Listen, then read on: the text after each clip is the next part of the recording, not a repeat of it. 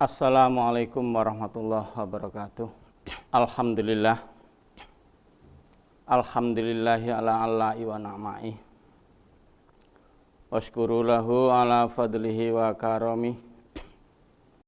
Wassalatu wassalamu ala khairi khalqih Muhammadin wa ala alihi wa sahbihi wa ba'du. Ma'asyiral muslimin rahimakumullah, pemirsa yang budiman. Pada pertemuan yang lalu saya telah menyampaikan tata cara melaksanakan sholat menurut Al-Quran dan hadis sampai pada ta'awud. Kali ini saya akan melanjutkan bahwa apa yang harus kita lakukan di dalam sholat kalau kita ingin mengikuti cara sholatnya Rasulullah. Berikutnya adalah at-ta'minu. Ini yang jangan kita sepilihkan. Kita mengamini. Wa huwa qaulun amin akiba qiraatul Fatihati, yaitu mengucapkan amin setelah membaca Al-Fatihah. Setelah bacaan Al-Fatihah, kita harus mengucapkan amin. Apakah kita dalam posisi imam, atau kita dalam posisi sholat sendiri, ataupun kita dalam posisi menjadi makmum. Jangan lupa, jangan diremehkan, kita harus baca amin. Kemudian kita baca surat, qiraatu suratin aw ma tayassara minal Qur'an ba'da qiraatil Fatihati fi rak'atainil ulayaini. Jadi kita membaca surat atau yang mudah dari Al-Qur'an setelah bacaan Al-Fatihah di dalam 2 rakaat yang pertama. Berikutnya, pemirsa yang budiman, yang harus kita lakukan adalah takbiratul intiqalat, takbir perpindahan. Apa itu takbir perpindahan? Yaitu mengucapkan Allahu Akbar fi kulli raf'in wa khafdin wa qiyamin wa qu'udin illar raf'a minar ruku'. Yaitu mengucapkan Allahu Akbar di dalam setiap bangkit ataupun turun ataupun berdiri ataupun duduk, kecuali bangkit dari ruku'. Nah, itu takbir perpindahan. Berikutnya yang harus kita lakukan adalah al-jahru bil qiraati, mengeraskan di dalam bacaan. Fis subhi, di dalam waktu subuh, wa fil ulayaini minal maghribi, di dalam 2 rakaat yang pertama sholat maghrib, wal isya'i, dan sholat isya.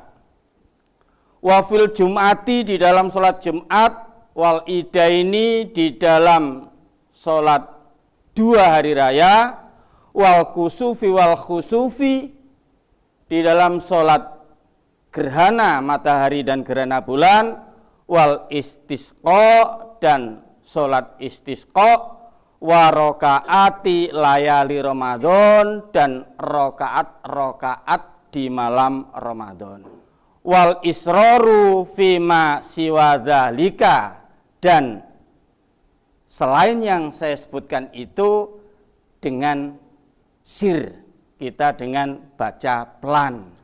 Pemirsa yang budiman, kemudian yang harus kita perhatikan juga adalah at-tasbihu fir ruku'i, tasbih di dalam ruku'. Jadi tasbih di dalam ruku' ini kita jangan mengikuti sebuah definisi kalau sunnah itu jika dilakukan dapat pahala, jika ditinggal tidak apa-apa. Jangan mengikuti definisi itu di dalam sholat. Karena di dalam sholat Rasulullah tidak pernah tidak membaca. Kalau Anda mengikuti definisi itu, maka yang terjadi Anda akan melakukan rukuk tapi tanpa bertasbih, tanpa berdoa. Karena dianggap rukuknya saja yang wajib, rukuknya saja yang rukun, sedangkan bacaannya itu dianggap sunnah. Karena dianggap sunnah, wis gak usah diwoco. Nah, karena tidak moco, kita lihat beberapa saudara di antara kita yang kalau sholat ya cepatnya bukan main ya. Kalau saya mengistilahkan bagaikan supir taksi nguberstoran, pokoknya diliwati. Jadi Rasulullah itu selalu berganti-ganti tasbihnya di dalam rukuk itu sampai 5 kali. Jadi tidak ada yang tidak dibaca. Rasulullah karena ganti-ganti itu, kemudian itu dikelompokkan menjadi sunnah. Rasulullah kadang-kadang mengucap dengan tasbih Subhana Rabbiyal Azim. Kadang-kadang Subhana Rabbiyal Azimi wa bihamdi. Kadang-kadang pakai doa Subuhun Kudusun wa Rabbul Malaikati warruh. Kadang-kadang juga malah pakai doa yang panjang itu.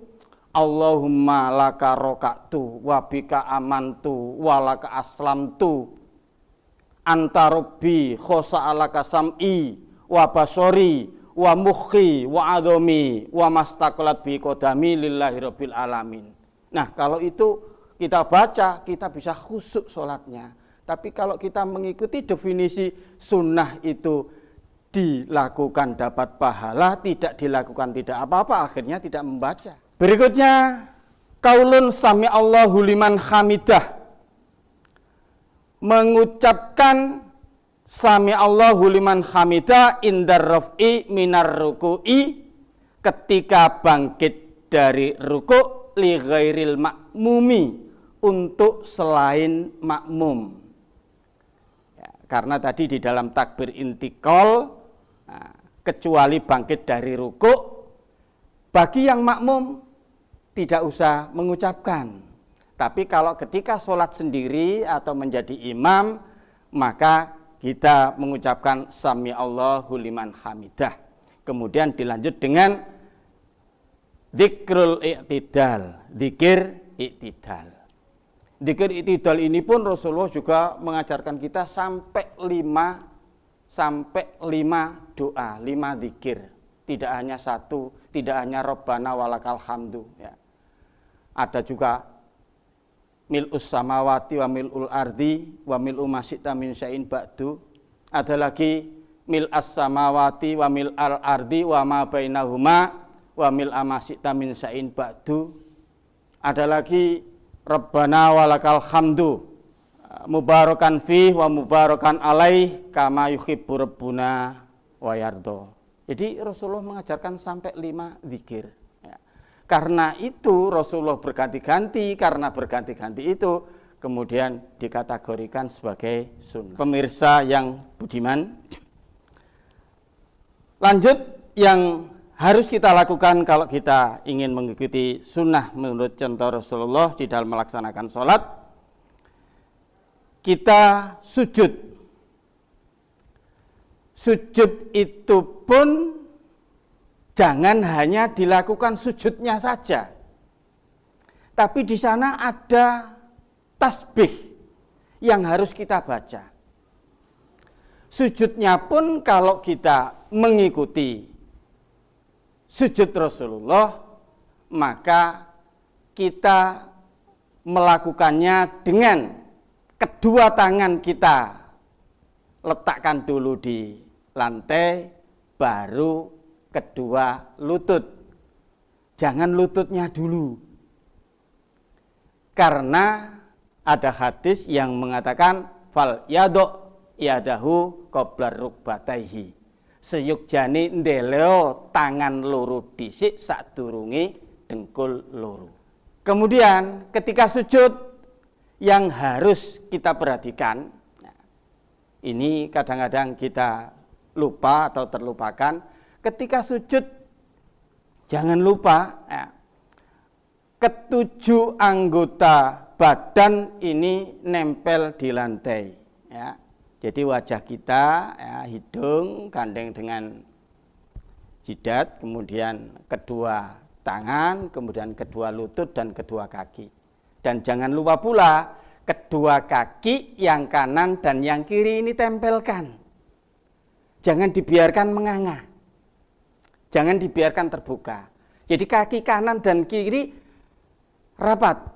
Ini ketika Pak Najih, ya, Kiai Pondok Pesantren Mas Kumambang ini memberikan fatwa kepada santri, beliau menyampaikan jangan lupa kaki kanan dan kiri ditempelkan.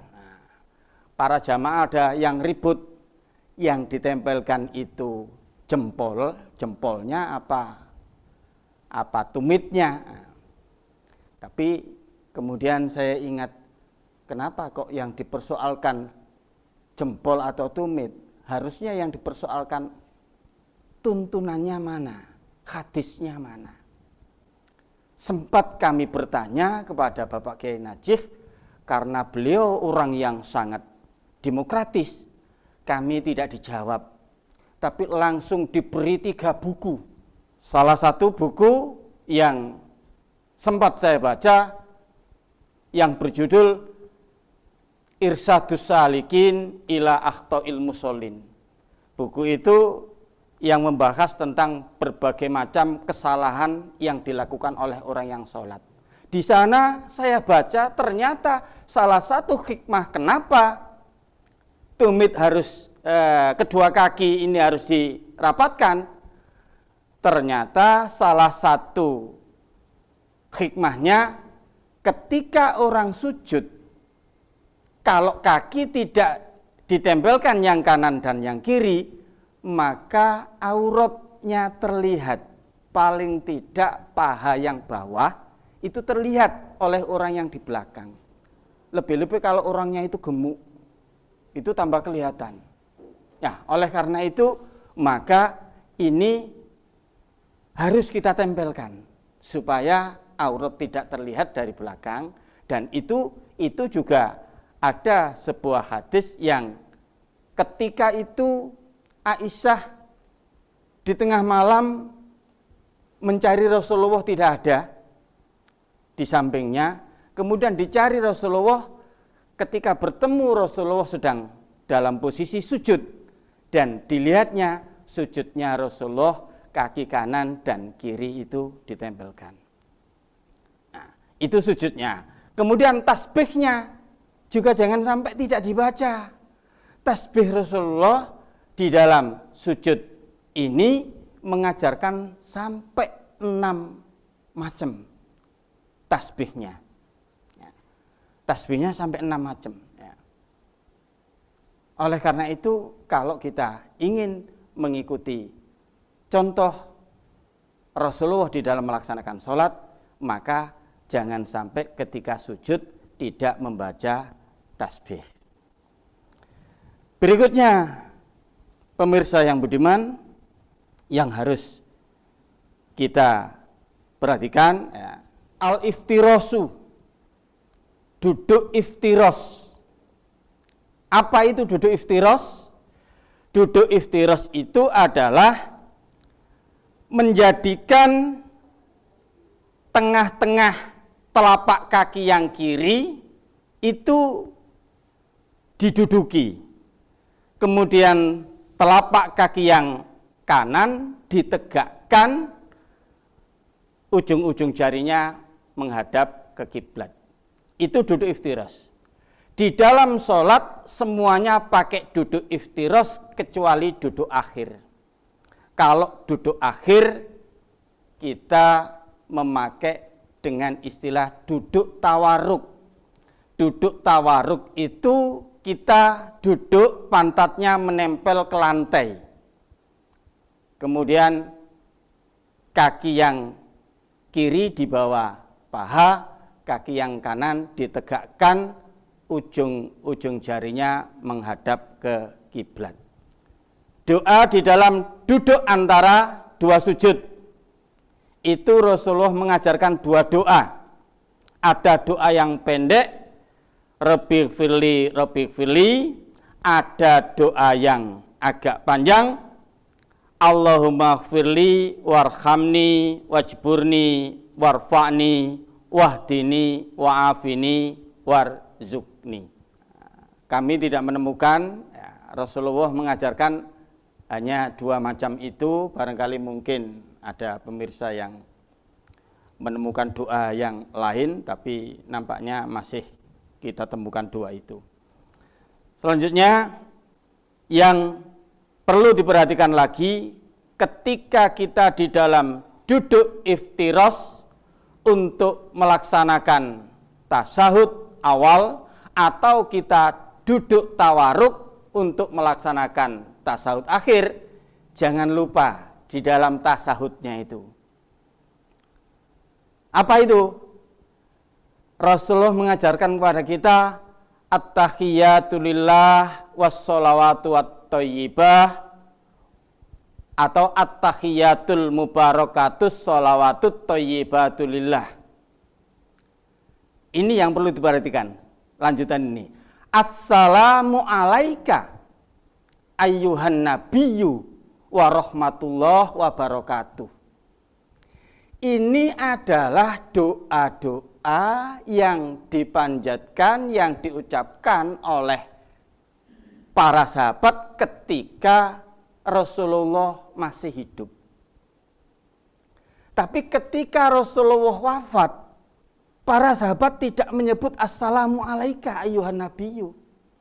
Tapi mereka sudah mengucapkannya assalamu alan nabiyyi wa rahmatullahi wa barakatuh. Ini perlu kita perhatikan. Karena sahabat Ibnu Mas'ud, Abu Bakar, Umar, semuanya ketika Rasulullah sudah wafat, sudah tidak menyebut assalamu alaika ayyuhan nabiyyu, tapi yang mereka sebut adalah assalamu alan nabiyyi wa rahmatullahi wa barakatuh, assalamu alaina wa ala ibadillahi sholihin, dan seterusnya. Satu lagi yang perlu kita perhatikan di dalam duduk iftiros atau duduk tawaruk untuk melakukan tasyahud awal ataupun tasyahud akhir adalah jangan lupa al-isyaratu bis-sababati wa tahrikuha fit tasyahudi. Berisyarat dengan telunjuk, wa tahrikuha, dan menggerak-gerakkannya fit tasyahudi, di dalam tasyahud. Ini bukan mengada-ada. Rasulullah ketika menggerakkan telunjuknya ini sangat kencang sekali gerakannya. Saking kencangnya, sahabat sampai bertanya, kenapa kencang sekali Rasulullah? Rasulullah waktu itu menjawab, lahiya asyaddu alas syaitoni minal hadid. Ini, gerakan ini bagi setan lebih keras, lebih sakit, lebih dahsyat daripada dipukul besi. Oleh karena itu, ketika kita bertasyahud awal ataupun tasyahud akhir, jangan lupa menggerak-gerakkan telunjuk. Karena ini adalah jawaban Rasulullah ketika para sahabat bertanya dengan sebuah jawaban, lahiya asyaddu alas syaitoni minal hadid. Ini juga dijelaskan di dalam Sifatus Sholat yang dikarang oleh Nasiruddin Al-Albani. Sifatus Sholatin Nabiyyi minat takbiri ila taslim ka'annaka taroha. Ya, pengarang Nasiruddin Al-Albani. Di sana ada dijelaskan seperti itu. Pemirsa yang budiman, tinggal yang terakhir yang harus kita lakukan di dalam menutup sholat. Sebelum kita tutup dengan salam, sholat ini belum selesai. karena penutupnya sholat adalah salam. Kita salam iltifatu ilal yamin fit taslimatil ula. Kita salam ke kanan di dalam kita menoleh ke kanan di dalam salam yang pertama. Kemudian at-taslimatus saniyati wal iltifatu indaha shimalan. Kita salam kedua dan menoleh di dalam salam kedua itu ke kiri. Kalau kita sudah salam ke kiri, sudah tuntas, sholat itu sudah selesai seperti yang dituntunkan oleh Rasulullah. Demikian, semoga bermanfaat. Allahumma anfa'na bima 'allamtana wa 'allimna ma yanfa'una warzuqna ilman nafi'ah. Billahi taufiq wal hidayah. Wassalamualaikum warahmatullahi wabarakatuh.